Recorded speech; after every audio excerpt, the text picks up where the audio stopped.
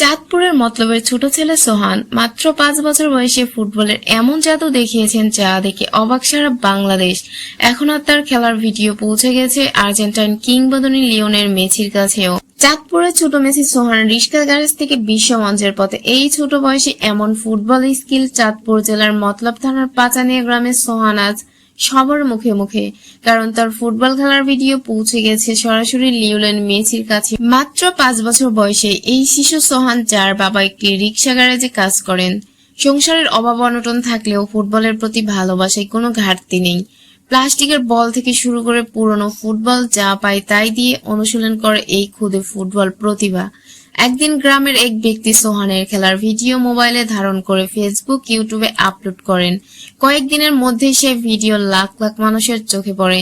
দেশের নামি দামি খেলোয়াড় থেকে শুরু করে বিদেশের ফুটবল প্রেমীরাও অবাক হয়ে যান সোহানের প্রতিভা দেখে। সবার অবাক করার মতো ঘটনা, সোশ্যাল মিডিয়ার মাধ্যমে সোহানের ভিডিও পৌঁছে যায় আর্জেন্টাইন কিংবদন্তি লিওনেল মেসির কাছে।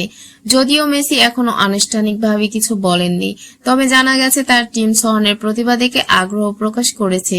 রিক্সা গ্যারেজে দিনরাত পরিশ্রম করা বাবা জানান, ছেলে একদিন দেশের মুখ উজ্জ্বল করবে, এটাই তার স্বপ্ন।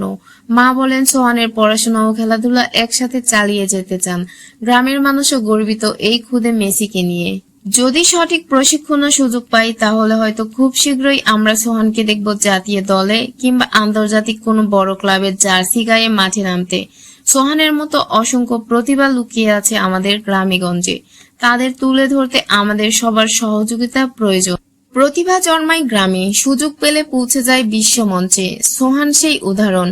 আসুন আমরা সবাই মিলে এই ছোট মেসির স্বপ্ন পূরণের পাশে দাঁড়াই।